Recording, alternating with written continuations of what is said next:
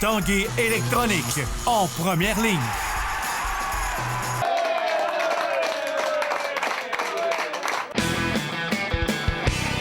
On parle de capitale au stade municipal. Pour les fans du junior, on parle des remparts. On manque pas une victoire du rouge et or. À l'esprit sportif, on aime le sport. Bon lundi, ici Carl Larouche. Bienvenue à l'Esprit sportif. D'abord, parlons de glace, de canot à glace. C'est dimanche dans le Bas-Saint-Louise du port de Québec qu'a été présentée la traditionnelle course de canot à glace. C'était la 60e édition de cette course mythique du circuit québécois de canot à glace. Il y avait de la glace, oui, mais il y avait également du froid et du vent. Et André Martin était sur place.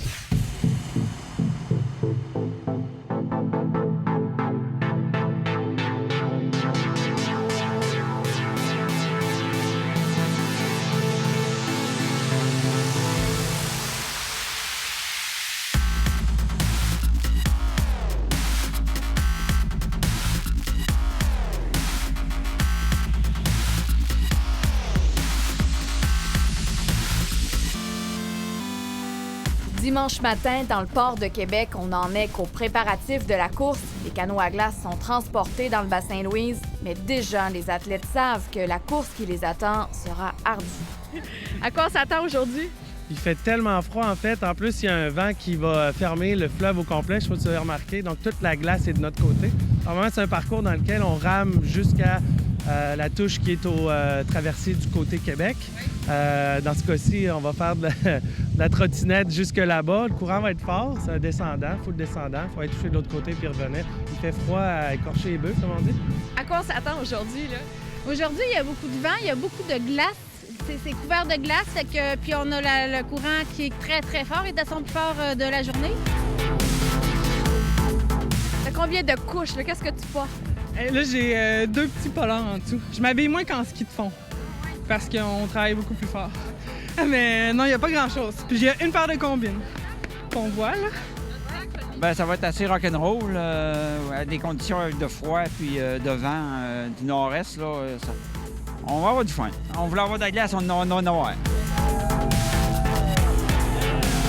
À quelques minutes du coup d'envoi, la fébrilité se fait bien sentir. C'est quoi la stratégie aujourd'hui?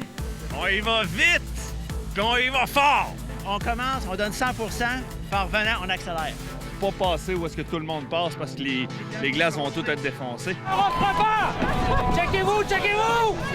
Ils sont prêts. Ils n'attendent plus que le signal du roi de la fête.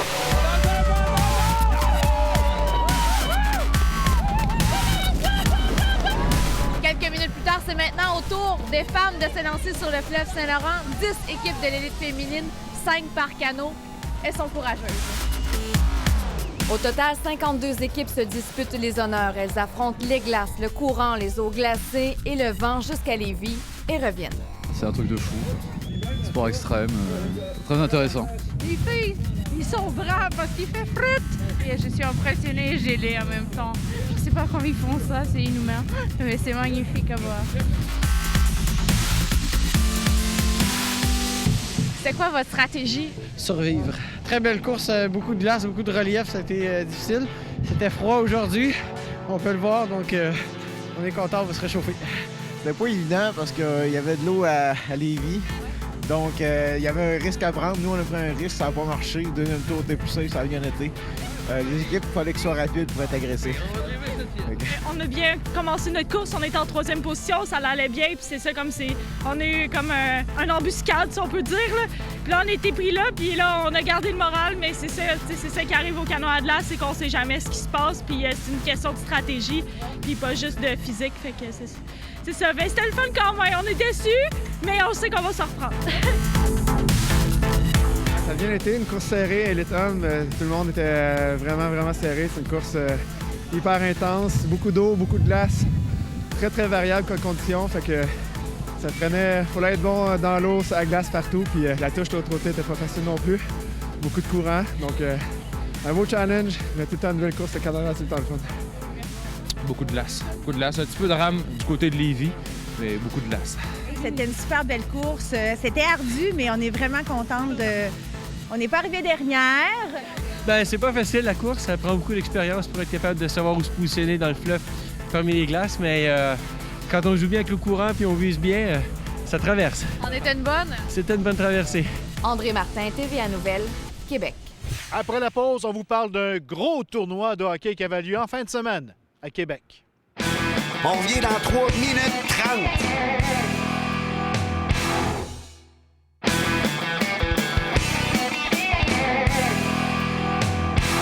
Connaissez-vous la NTHL? C'est l'une des ligues de hockey les plus importantes au monde. Elle regroupe des centaines d'athlètes et présente des tournois partout en Amérique du Nord. Et il y avait un de ces événements en fin de semaine à Québec. Et je ne parle pas de hockey sur glace, mais bien de hockey sur table. Le reportage de Jean-Michel Bourque.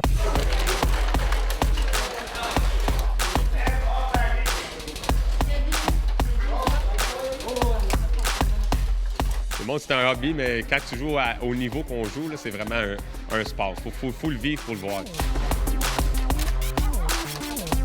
Il n'y a pas d'argent en jeu, mais on veut gagner, évidemment. L'esprit de compétition ressort.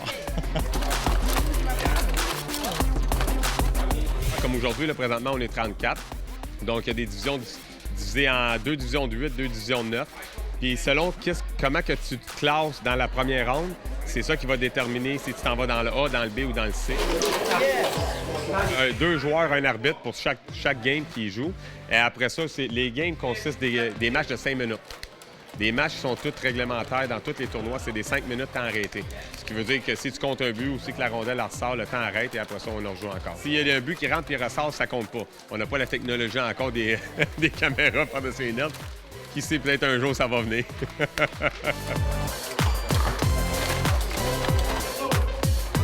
Puis on a des 8 événements cette année, à Montréal 2 fois, puis Québec, Toronto, New York, Chicago, Détroit, comme l'ancien Ligue nationale de hockey. Il y a des joueurs qui font le tour, qui font le circuit. C'est comme une grande famille, mais c'est très compétitif. Vous voyez, nous sommes des amis. Mais quand on joue, c'est très sérieux. Quand j'étais jeune, je jouais au bout, puis on a repogné ça, moi, mon chum, puis on n'arrête pas. C'est le fun. C'est intense, là. Des fois, il y en a qui sont... Oui, des fois, là, il fait chaud. Oui, c'est certain, ça va vite. C'est ça qui est le fun, d'avoir du monde compétitif de même. Le calibre de jeu est assez relevé. Ici, ben moi, c'est la première fois que je viens au tournoi, là, mais ça a l'air... Il y a des bons joueurs, ça, apparemment.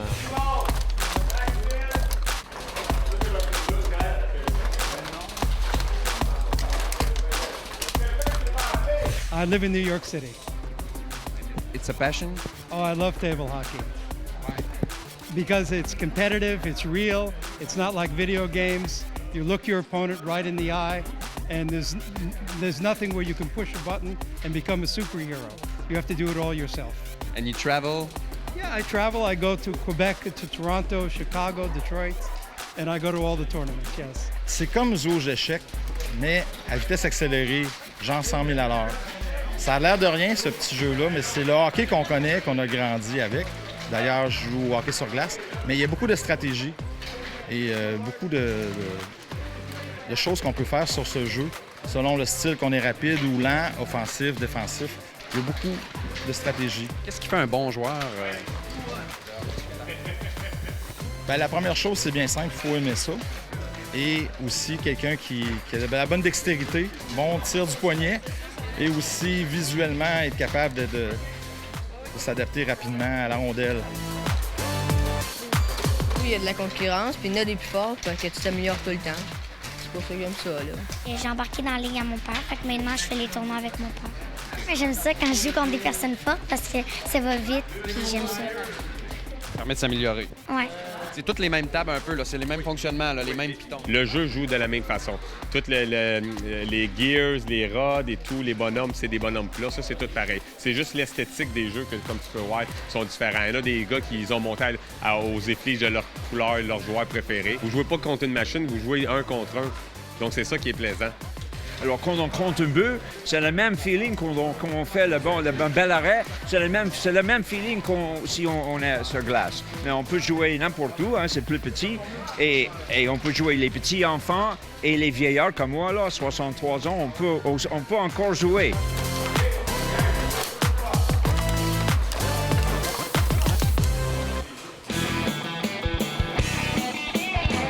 week-end parfait pour les Remparts de Québec qui ont remporté leurs 3 rencontres disputées en 4 jours devant leurs partisans.